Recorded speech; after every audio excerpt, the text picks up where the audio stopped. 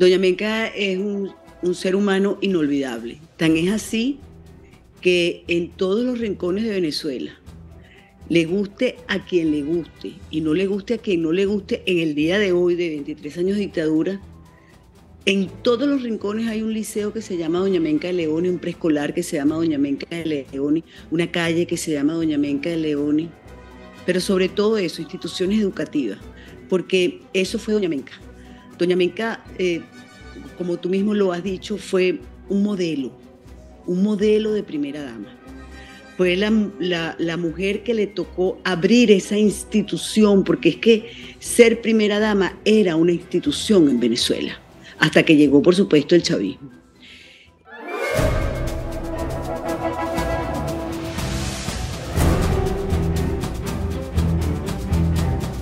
Entregarle este gobierno a un civil, un gobierno de transición, sin el bochinche. Sobre mí recayó la responsabilidad, pero en los otros reside. Volvió a su táctica de buscar apoyo de algunos gobiernos y de organismos internacionales. Esos que desaparecieron en la madrugada gloriosa del 23 de enero.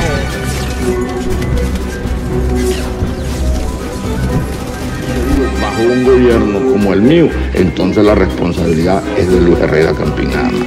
Centenares de comercios saqueados y un número no determinado de heridos. Compañeros, lamentablemente por ahora los objetivos que nos planteamos no me perdonan que haya sido 2 veces presidente por acá. Juro delante de mi pueblo que sobre esta moribunda solidaridad y la responsabilidad social.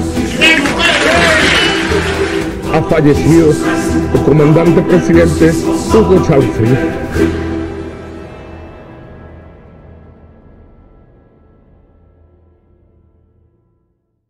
Creo que doña Menca institucionaliza, Daniel, el rol de la primera dama en Venezuela. Y lo hace justamente cuando comienza el periodo democrático. De manera que la democracia, el sistema de gobierno, y hago esta aclaratoria sobre el sistema de gobierno porque muchas personas responsabilizan a la democracia como si fuese o la califican como si fuese una persona natural que puede tener responsabilidades o puede tener control de algo, ¿no? La democracia es un sistema de gobierno, puro y simple, donde se respetan las leyes y donde existen las instituciones que son sus bases fundamentales. Allí es donde se soporta la democracia. Y la primera dama, doña Menca de Leoni, que no creo que exista un solo venezolano, por supuesto, de los que sepan, o los que vivieron, o los que hayan estudiado, o leído, o entendido qué fue lo que pasó del 1998 hacia atrás, no creo que exista una sola persona que no le reconozca su calidad humana, su don de gente, haber sido una madre de familia ejemplar, una esposa abnegada, una venezolana comprometida con su país y deja además un legado, ¿no? Primero que nada, Daniel, queremos agradecerte de manera muy especial ese recuerdo para la memoria de mi mamá. Hoy en día, toda esta juventud, toda esta muchachera nueva no tiene ni idea de qué estamos hablando ni qué fue una primera dama, porque eso es algo ya desconocido, ¿no? Y ha habido un especial interés en borrar nombres de la historia, ¿no? Los mejores. Tenemos el caso de la urbanización Menca de Leoni en Guarena, que fue puesto ese nombre mucho después de la muerte de mi mamá. No fue que ella quiso que la nombraran, porque eso jamás fue su interés, sino que fue un recuerdo, y ese pueblo salió muy molesto cuando quisieron hacer eso, y ellos hoy en día continúan llamándose menqueros. Eso es algo muy lindo. Entonces el recuerdo de ella y traer a que la juventud y a la gente, a la gran audiencia que tienes tú, oiga hablar de doña Menca, oiga hablar del trabajo de las primeras damas, qué fue lo que hicieron, por qué lo hicieron. Eso es algo que me parece a mí importantísimo y maravilloso. No se limita a doña Menca solamente a ser la esposa de un presidente, sino que asume la responsabilidad de hacer un trabajo social. Es ella quien funda la Fundación del Niño, pero primero se llamó Festival del Niño. Y allí comienza a renovar aquella Venezuela que venía de la dictadura de Marcos Pérez Jiménez. ¿Cómo renueva, Daniel? Renueva ocupándose de la familia, la base fundamental de la sociedad. Eso no es una retórica, eso nos lo ha borrado la izquierda, para que todo se diluya, para que rompamos nuestros lazos afectivos, sanguíneos, familiares, y sobre todo el respeto a la familia. Se ocupa de que todos aquellos padres que no han reconocido a sus hijos realmente los reconozcan y crea toda una institucionalidad alrededor. Mi mamá, sin duda alguna, que transformó el rol de la primera dama. Y bueno, yo siempre he dicho que les eché una gran broma a las que vinieron después, porque les tocó a todas trabajar y todas lo hicieron con un amor grandísimo y un desapego. Bueno, se entregaron de verdad a hacer ese trabajo que nace con la creación del Festival del Niño y después se transforma en fundación, de manera que esa era una herramienta de trabajo que ella dejó para las futuras primeras damas, y a lo largo de los años, por distintas circunstancias, sobre todo en los periodos de los gobiernos ADECO, a mí me tocó participar en las directivas de la fundación, y era extraordinario ver, sobre todo después que hubo la elección directa de los gobernadores, cómo no importaba de qué tolda fuera la gobernadora, eso era un solo bloque en defensa de nuestra infancia y de los más necesitados. La familia, bueno, el trabajo tan grande que hizo mi mamá con la regularización de las parejas que no estaban casadas legalmente, y bueno, en esa época el Código Civil no reconocía a los niños que nacían fuera del matrimonio. Entonces, bueno, hay tantas cosas de verdad que impulsó ella, que se sorprende uno de todas las ideas que ella tenía en su cabeza. Básicamente fue una persona que en su crianza, por parte de mi abuela, la enseñó a sus hijas, a mi mamá y a sus hermanas, a ser realmente unas personas que tenían que hacer el bien a los demás, que tenían que comprometerse con los más necesitados, y de ahí nace pues toda esa preocupación social de mi mamá por la infancia, y bueno, y en otros casos pues también sobre todo por las personas mayores. Doña Menca es un ser humano inolvidable. Tan es así que en todos los rincones de Venezuela, le guste a quien le guste y no le guste a quien no le guste, en el día de hoy de 23 años de dictadura, en todos los rincones hay un liceo que se llama Doña Menca de Leoni, un preescolar que se llama Doña Menca de Leoni, una calle que se llama Doña Menca de Leoni, pero sobre todo eso, instituciones educativas, porque eso fue Doña Menca. Doña Menca, como tú mismo lo has dicho, fue un modelo de primera dama. Fue la mujer que le tocó abrir esa institución, porque es que ser primera dama era una institución en Venezuela, hasta que llegó, por supuesto, el chavismo.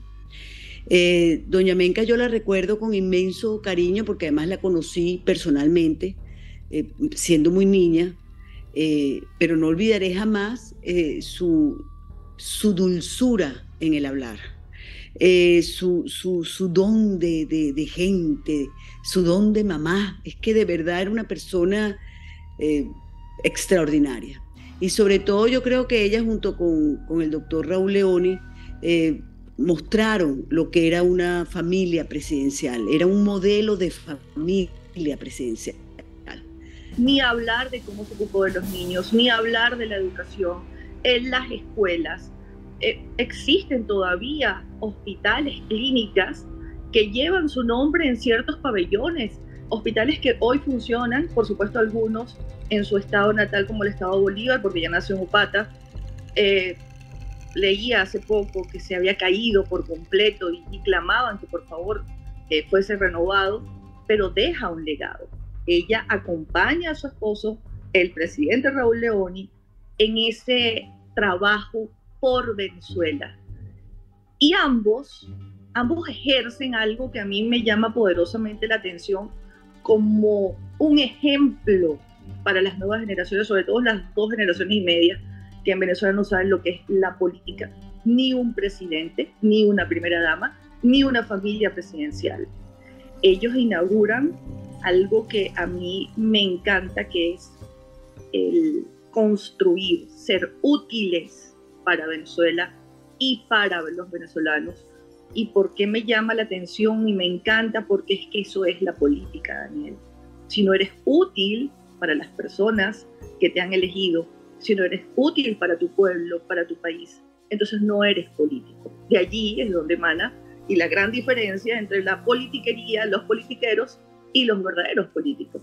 Ellos dos son pioneros en lo que es una pareja presidencial. Ellos dos inauguran y estrenan con su familia, con sus hijos, la casona.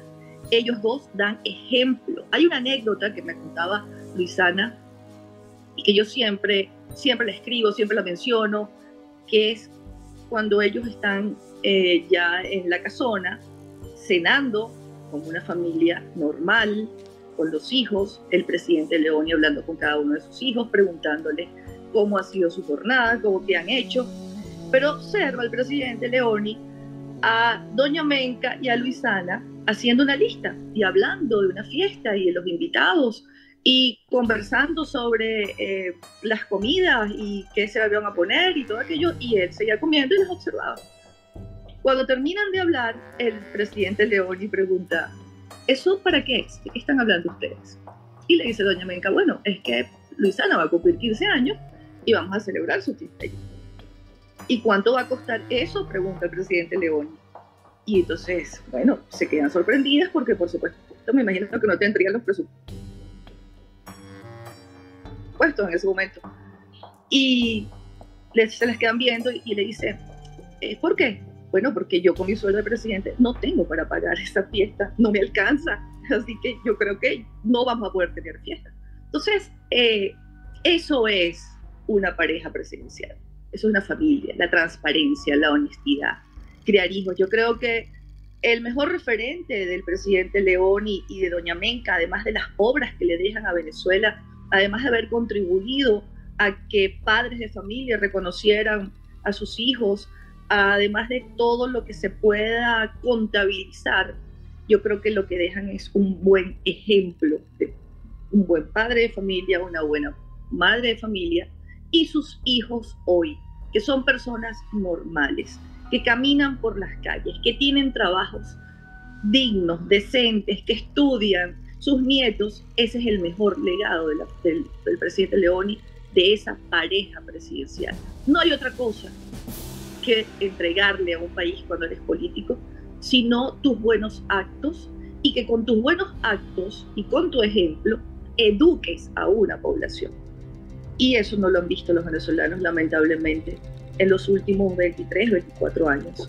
Y yo estoy de acuerdo contigo cuando en tu libro, y por supuesto no voy a hablar mucho de tu libro porque la idea es que las personas sepan de historia, y tú tienes un capítulo aquí fascinante, creo que es el que más me gusta, que es el que se llama Se busca primera dama, rubia y de buena presencia. Y en la página 34, tú mismo, Daniel, dices, y permíteme y a tu audiencia que lea un poco, podría decirse entonces que la primera esposa de un presidente en ejercer un rol de primera dama con la concepción clásica fue doña Menca de Leoni, y yo estoy de acuerdo contigo, así fue. Luego vinieron las demás primeras damas hasta el 98, y cada una de esas señoras dejó su legado, cada una de esas señoras le dio continuidad a la institucionalidad que había sembrado doña Menca cuando comenzó el periodo del presidente Leoni. Mira, mi mamá tenía una gran sensibilidad social desde muchacha, y con la llegada al gobierno de Rómulo Betancourt, doña Carmen, mi madrina, mi tía Carmen Valverde, la esposa de Rómulo, empezó con trabajo social. Eso hay que recordarlo porque ella, ahí fue que se gestó, digamos, la idea del trabajo social. Allí había lo que llamaban el Comité de Solidaridad Humana.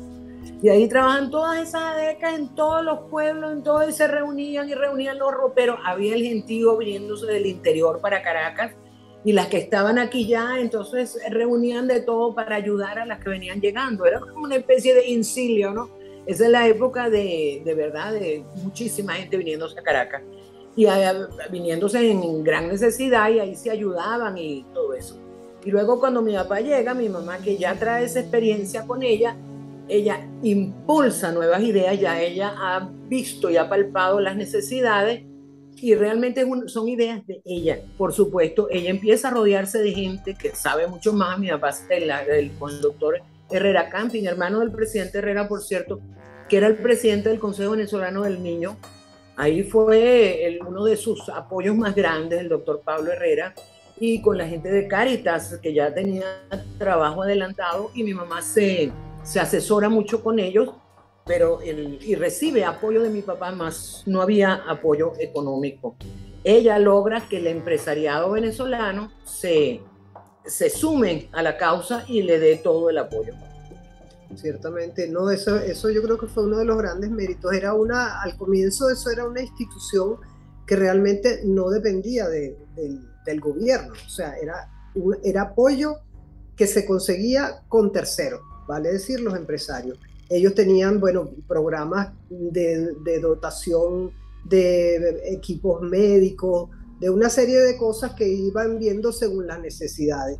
Y entonces estos empresarios colaboraban en todo, y aparte la sociedad civil también, porque cuando se hace esta actividad por primera vez de la fiesta de los niños, que en otro documental que vimos la doctora Gloria Osorio, que fue su directora general de la fundación, ella decía que cuando se hacían los programas sociales a los niños, bueno, se les mandaba para la escuela ahí un regalo. El regalo nunca correspondía ni con la edad, ni con el sexo, ni con nada, y más bien era casi una situación de frustración de los niños con lo que recibían. Entonces ellas en ese festival del niño que organizaban, mira, ahí se juntaban los transportistas, los cines, los parques, los particulares, a ayudar a rellenar las bolsitas con las meriendas que le daban a los niños. O sea, era una cuestión absolutamente de la sociedad. De manera que yo creo que por eso fue que eso caló tanto en la gente. La gente veía además el producto y podía participar también en la colaboración, bien sea vía económica, bien sea con su aporte de trabajo, del medio de transporte, del cine, en fin, de lo que fuera. La democracia le trajo muchas cosas buenas a Venezuela, porque la democracia es organización, un orden político, un orden jurídico, un orden social. La democracia es poderes públicos y separación entre esos poderes y vigilancia también entre esos poderes para que cada cual haga su trabajo pero sienta que otro lo está vigilando. La democracia son instituciones, la democracia es respeto a la Constitución y las leyes, la democracia es libertad, y la libertad no es otra cosa, Daniel, que hacer lo correcto. Por eso la democracia también está fundamentada en la libertad de las personas, pero las personas deben hacer lo correcto. Lo correcto era, y lo correcto es, y debe seguir siendo, y los venezolanos que no lo conocen tienen que saberlo, es que exista una pareja presidencial cuya vida sea absolutamente transparente. El político no tiene vida privada. De que viven los hijos de los presidentes, donde estudian los hijos de los presidentes, los que trabajan, cómo viven. Yo no sé si tú recuerdas que en Radio Caracas Radio hicimos, Francisco Olivares y yo, una serie de programas especiales e invitamos a los hijos de los presidentes de la democracia. Hice mucho énfasis en que fueran los hijos de los presidentes de la democracia. Incluso fue el propio Octavio Lepage, que estaba vivo en aquel momento, y también fue Gustavo Velázquez, hijo de Ramón J. Velázquez. Son personas normales, son personas que tienen una vida tranquila, bueno, dentro de la tranquilidad, porque casi todos viven aquí en Venezuela, dentro de la tranquilidad que te va a vivir aquí en este momento. Todos tienen a sus familias, algunos están casados, otros no. La familia Pérez llegó en un carro que no les pertenecía. Recuerdo, una amiga les dio la cola. Llegaron las Leoni, los varones no estaban, algunos estaban trabajando. Estuvo Andrés Caldera representando a su familia. Estuvo María Beatriz Herrera. Estuvieron todos. Daniel, y recuerda que en aquel momento teníamos la señal en vivo y abrimos las llamadas. No hubo una sola persona que no llamara de la audiencia de Radio Caracas Radio para darle las gracias a los presidentes. y por supuesto en ellos a sus hijos. Los recordatorios de las ayudas, del día que se tomaron un café, el día de una campaña, el día que conocieron a algunos hijos, el día que nacieron, el día que viajaron, que fueron a los pueblos. No hubo una sola llamada que no fuese de agradecimiento.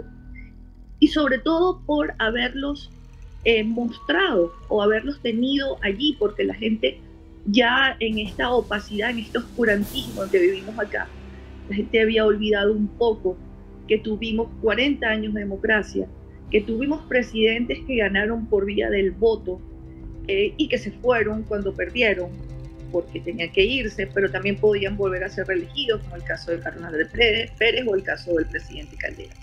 La democracia le trae eso, y sí, hay un antes y un después en las vidas de las familias presidenciales.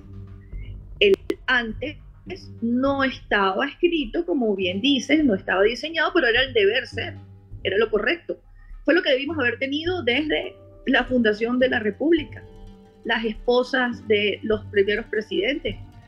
Pero creo, Daniel, que no pudimos, porque, bueno, leyendo tu libro, ese capítulo que te repito que me gusta tanto, fui tomando nota. Y tú sabes que yo noto todo, ¿no? Lo escribo todo. Y entonces estás develando, veo que develas una verdad enorme. Y es porque tú mismo develas por qué no se podía. Bueno, porque no eran esposas, eran amantes, eran barraganas, como las llamó alguna en algún momento Luis Piñerúa. Entonces no estaba la institución de la familia ni el matrimonio debidamente concebido y constituido, y no creo que no era conveniente o no era importante, porque de allí también hay como una cierta negación a lo que es la familia, a lo que es los hijos, los padres, y esto es contrario al rol del político, Daniel, porque si algo debe ser un político es comportarse como un buen padre de familia. Entonces es contradictorio, pero como bien dices, sí, mira, porque yo estoy viendo, te digo que anoté, y perdóname que te lea un poco, que la primera rubia la trae un guaireño de allá de tu tierra, y que fue José María Vargas, se llamaba Encarnación Martín Laredo, y muere a pocos meses de casarse. Pero es que no podíamos, como te digo, exponer aquello, porque parece que el más promiscuo de todos era Carlos Sublet, ¿te acuerdas del general? Que le decía a su esposa urraca, por lo fea que era, porque cuando se vestía de negro parecía que se parecía a una urraca, porque además tiene una nariz espantosa, me imagino, aguileña, feísima. También hubo una primera dama, pero que no la catalogaban así, que fue acusada públicamente en los medios por corrupción. Ajá. Entonces, no creo que hubiese allí una institución familiar ni de matrimonio, ¿no? Porque parece que se robó el tesoro y las arcas. Se llamaba Luisa Oriach Ladrón. Y era la esposa de José Tadeo Monagas. Esa no fue una primera dama, Daniel. Estamos convencidos ya. Y la nota curiosa sobre Villazoila. La esposa del Cabito la pusieron a vivir en una mansión francesa con jardines al estilo francés, y le compraron uno de los primeros carros que vinieron con la mansión y el chofer, y no pocos empleados en los primeros años eran franceses. Sin decirlo, porque no te lo voy a decir, me gustaría que entendiéramos cómo hemos retrocedido, ¿no? Siempre volvemos atrás, nunca evolucionamos. Lo que debió quedarse como una institución de respeto, como una institución que continuara el legado, que lo mejorara, porque bueno, leyendo la historia de las primeras damas, muchas superaron algunas cosas, no se quedaron solamente con la Fundación del Niño. Doña Alicia creó el Museo de los Niños, Doña Blanca Bandecir, cada una de ellas aportó y le hizo algo adicional, dio algo adicional a lo que había creado Doña Menca. Me perdonan si no tengo en este momento la información real de todo lo que hicieron o los añadidos de las otras primeras damas. Eso va a salir pronto, en un libro, un proyecto que tenemos. Te doy la primicia, pero no te puedo decir específicamente de qué se trata, pero sí le vamos a decir a los venezolanos que hay una institución, que es la Presidencia de la República, que es magnánima y que en ese lugar se da el ejemplo. No importa si el presidente no es casado, pero si es casado y tiene su familia, todo el país debe conocer a su familia. Su esposa debe ser una persona de bien. Si no es casado, también debería tener a su madre, a su familia, también coadyuvando el bien de la República. Porque quiero que esto quede bien claro. La libertad que nos da la democracia es para hacer lo correcto, es para hacer el bien. Y si hay una institución que es la que donde debe emanar el ejemplo, es la institución de la familia presidencial. La familia presidencial llega a un lugar hermosísimo que se llama La Casona, todos vivieron allí. Y un dato importantísimo, la última familia presidencial fue la familia Caldera. Y las hijas del presidente Caldera se encargaron de levantar una data completa de todo lo que habían recibido y todo lo que habían entregado, porque eso se llama cuentas claras. Recibimos la casona con tantas cosas, la devolvemos con tantas cosas. Se llama inventario, se llama hacer lo correcto. La casona es un lugar sagrado, porque la primera familia de Venezuela vive allí. Tampoco tengo que mencionar, Daniel, qué pasa hoy en la casona, en qué la convirtieron y cómo nos despojaron a los venezolanos de tener un lugar donde podíamos ver la representación de una familia ejemplar. Yo siempre comento que el único que por pequeño tuvo una persona que se quedaba en la puerta del colegio era Álvaro, porque era un niño de Pero era la 6 exposición años que tuvo Álvaro. Álvaro, cuando mi papá fue electo, tenía 5 años. Y los periodistas, bueno, lo agarraron para ellos, y él era muy cotorrero, ¿no? Y les echaba cuentos de cuál le agarraba los caimanes en Guayana y le daba la vuelta por la cola. Entonces ellos se entretenían muchísimo con él y salía muchísimo en la prensa, tenía 5 años. Y por esa razón Álvaro estuvo siempre como más protegido, porque a veces llegaban amenazas, pero nunca pasaron de allí.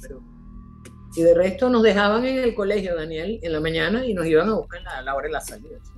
Ni siquiera había custodia. Y era época fuerte de guerrilla. A eso me quería referir, porque estamos hablando de épocas en las que habían atentados, en las que había asesinatos de policía por la espalda, frentes guerrilleros, golpes de estado. Voladura, así es. Voladura. Y los hijos, la familia del doctor Leoni no andaba en unos carros blindados con unos escoltas alrededor, 5 anillos alrededor.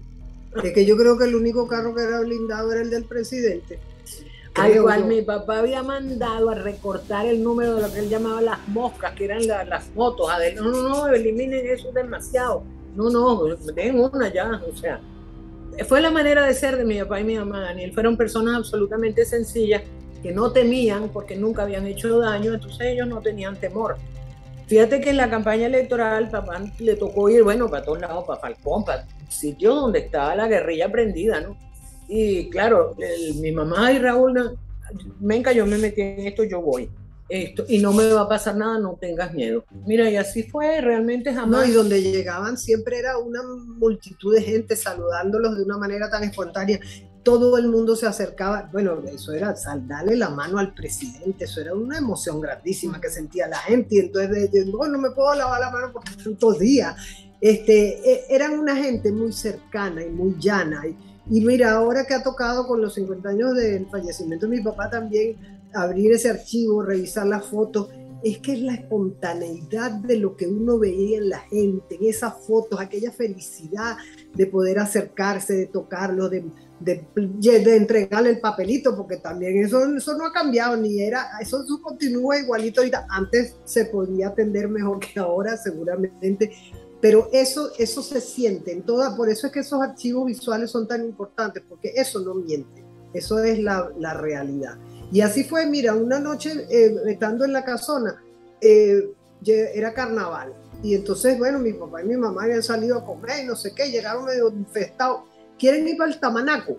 Bueno, claro que ya estábamos en pijamada, vámonos, nos vestimos y nos fuimos con ellos. Y mi papá, presidente, con su esposa, con sus hijas y sobrinas, y el gobernador del Distrito Federal, en la UAP del Tamanaco, bailando con el que bailó con la negrita fue el gobernador, no mi papá. Mi papá bailó con su...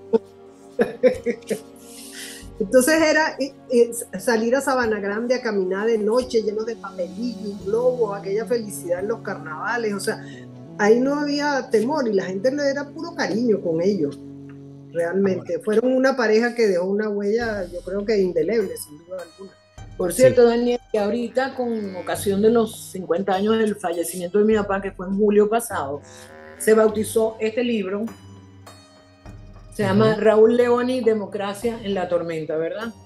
Es una compilación, tiene 2 tomos. El primero lo escribe Tomás Estraca es una biografía de mi papá. Y el segundo tomo, vamos a enseñarte. Este es el primer tomo, ¿verdad? Están mi papá y mi mamá entrando al Congreso en la toma, una de la presentación de las memorias. Por atrás tiene la casona, ya esto es la despedida de la casona. La casona fue construida bajo el gobierno de mi papá. Y el segundo tomo, que es la obra de gobierno de mi papá, este es el puente sobre el Orinoco, y allí hay un capítulo sobre mi mamá, porque se lo merece. Ella se ganó eso con su trabajo y su esfuerzo. Aquí en la parte de atrás está el Esequibo, cuando aquí se defendía la nacionalidad y el territorio y la soberanía y la integridad. En esos años de lucha se firmó el Acuerdo de Ginebra en el gobierno de mi papá. Mira, cuando mi papá, cuando llega la democracia, aquí no hay casa presidencial. Y los Betancourt vivían en una casa en Altamira que era muy incómodo. Realmente Rómulo, antes de salir, deja firmado un decreto para la adquisición de una vivienda presidencial. Y le toca a mi mamá y a mi papá, pues, seleccionar el lugar, que fue difícil porque ya en Caracas no quedaban muchos espacios. Y la señora Brand, que era la dueña de la hacienda que quedaba en La Carlota, ella no estaba muy interesada en vender. Pero finalmente mi mamá la convence. La señora Brand tenía mucho temor que fueran a tumbar los árboles. Pero mi mamá, que había nacido en Guayana, mi mamá que había tenido su infancia y su juventud rodeada de naturaleza y era un amante de los árboles, de los animales, de todo lo demás, esto la convence. Y bueno, se hace la casona y se dejan, no sé si cuando te diste cuenta que hay espacios que están expresamente dejados para el árbol, en la vía, todo eso se respetó cada uno de los árboles que habían allí y se construyó la parte adicional y dejando la original como estaba. Bueno, la casona se inauguró el 19 de marzo de 1966. Mi papá tomó la presidencia en el año 64 y en 2 años se hizo todo lo que Luisana está contando. O sea, se ubicó el terreno, la negociación, el proyecto, la decoración. Bueno, mi mamá conformó un equipo con personajes muy queridos y respetados de la parte artística, que fue Luis Alfredo López Méndez y don Carlos Moller, que era, además de conocer de obras de arte, era un anticuario muy reconocido aquí en Caracas. Y al equipo se sumó Elena Chapellín, que era la persona que llevaba como la coordinación de todas las cosas que había que ubicar, etc. Entonces mucho mobiliario, inclusive lo sacaron de algunas dependencias oficiales, de ministerios y cosas de esas, que van arrumando, no, esto ya no está de moda, vamos a echarlo para allá abajo. Mira, ahí sacaron alfombras persas, unos muebles espectaculares que fueron recuperados para la casona. Otras cosas por el tamaño de los espacios, como por ejemplo el comedor gigantesco que tiene, un comedor oficial que se tiene, eso hubo que mandarlo a hacer. Pero se mandó a hacer aquí en Venezuela con un ebanista de origen español que hizo un trabajo maravilloso. Entonces, alfombras, algunas las trajeron hubo que encargarlas a la fábrica de tapices españoles, porque eran unas cosas muy largas para ese comedor, por ejemplo, particularmente. Pero muchas otras cosas fueron de aquí, y la pinacoteca, y no solo la pinacoteca, que son las pinturas, pero también las obras de arte que tiene la casona fueron pasando por la opinión y en la ubicación de parte de estos dos personajes que nombré antes, pues Alfredo López Méndez y don Carlos Moller, que tenían gran conocimiento. Después, posteriormente a que la casona fue ya entregada por los Leones, que llegó la familia Caldera y sucesivamente los demás, cada uno de esos presidentes fue como enriqueciendo la casona con algunas obras de arte que posteriormente fueron incorporándose. Y ella fue como creciendo en el tiempo, porque en el origen los corredores no tenían alfombras, luego los tuvieron, unas alfombras muy bellas, fue dándosele como más valor a cada cosa. Y posterior a mi mamá allí lo que se hizo en la casona cuando se inauguró, era como una especie de pequeña salita con un escritorio y una antesala que se suponía era la oficina de la primera dama. Ahí mi mamá despachaba algunas cosas, pero ella también iba mucho al Palacio Blanco, que era donde se recibía toda la correspondencia y era como una especie de secretariado allí donde funcionaba todas las necesidades que llegaban de distintas partes del país. Ella tenía allí un equipo con el que trabajaba también. Pero luego sí se hicieron unos arreglos en la casona como para ampliar eso y la parte del despacho de la primera dama creció un poco más y bueno, desde allí podía ella, las subsiguientes primeras damas, desempeñar su trabajo. Aparte de la casona, perdón, con algunos recursos que consiguieron, se hizo en la Avenida Libertador, justo donde está el elevado que entra Mari Pérez, estaba el edificio de la Fundación del Niño, un edificio pequeño de 4 pisos, que bueno, por muchos años funcionó la fundación allí, hasta que luego posteriormente pues adquirió su sede allá de la avenida sí, bueno, la final de la avenida con la señora Herrera Camping, que fue cuando se compró el edificio. Así es. Ahora, ¿cuál era el cuidado que se tenía con esa casa? Porque yo me imagino que siendo una gente tan austera, porque aquí normalmente se habla mucho, yo eso siempre lo reclamo, cuando hay gente que, inclusive sin haber vivido la época, dice, es que con Pérez Jiménez se dormía con la puerta abierta. Y yo sé por familiares y por mis abuelos y por mis padres que sí, probablemente sí, pero con Betancourt también y con Leoni también y con Caldera también, porque la delincuencia se desata muchísimos años después. Pero sí, había una austeridad, sobre todo en los 3 primeros gobiernos de la democracia. Había un carácter austero y una responsabilidad en lo que eran los bienes del Estado. Eso se vivía allí en la casona, porque me imagino yo que en esa mente tan austera de la época y que estaba reflejada en el liderazgo, primero yo que había un cuidado extremo por una casa que era de la nación y que estaba prácticamente prestada a ustedes, ¿no? Así fue, Daniel, y así nos criaron y así nos enseñaron, y esto es pasajero, esto dura 5 años, no se estén creyendo, ¿verdad? Hay tías que decían, caramba, con Menca no nos ha dejado ni siquiera disfrutar de la presidencia. Recordándonos que esto se acaba. No, mi papá y mi mamá estaban clarísimos, Daniel, eso era una cosa absolutamente transitoria y ellos eran servidores públicos. Esa es la gran diferencia en el que cree que todo se lo merece y el que llegó allí para servir. Ahí hay una diferencia, yo creo que establece y explica gran cosa de lo que vemos hoy en día. O sea, yo llegué aquí por una razón específica y tengo que hacerlo lo mejor posible, dar de mí lo mejor. Eso era la razón. Y uno lo puede decir, yo creo que de todos los presidentes de la era democrática, porque en su gran mayoría fueron así como nosotros, una familia que llegó, el esposo era el que se ocupaba de la política y la señora hacía una obra social. Así fue con todo. Daniel, ¿tú te acuerdas cuando en esa época el magisterio asomaba que iba a huelga o el magisterio protestaba? ¿Cuál era la respuesta del gobierno? O sea, eso era una cuestión de que todo el mundo se abocaba a tratar de buscar una solución al problema. Aquí se burlan, es algo tan impresionante que uno dice, wow, nosotros que vimos aquello y vimos el respeto hacia el magisterio, lo que fue el magisterio, y cuando uno habla del magisterio puede hablar de cualquiera de los diferentes sindicatos a nivel nacional, cómo se les oía, cómo se les apreciaba, cómo se les trataba de satisfacer hasta donde se podía las necesidades. Esto, wow, la diferencia es del cielo a la tierra. Doña Menca siempre estará en los corazones de todos los venezolanos. Y yo creo que además nos hemos encargado, las madres y hoy en día también las abuelas, porque yo soy abuela, de contarle a nuestros hijos y a nuestras nietas y a nuestros nietos quién fue doña Menca de Leoni y lo que significó en Venezuela, los hogares de cuidado diario. Eso no se nos puede olvidar nunca.